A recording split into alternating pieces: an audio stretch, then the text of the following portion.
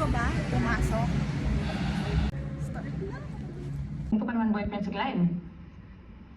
Alam ko, ang tinutukoy ko si Vern. Burn. Ayan guys, nanonood ako ng isang daang awit kay Stella. Ang ganda na guys, promise. Grabe ang pagpanood. Ayan o, 100 wala para kay Stella. Ayan. Ay, awit pa pala. Tada! So nice!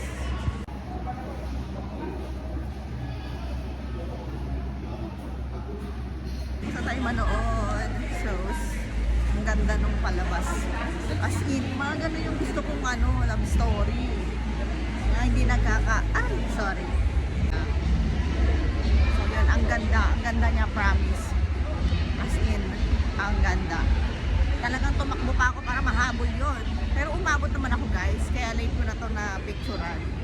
Ngayon, uwi na tayo dahil tapos ko nang i-date ang sarili ko.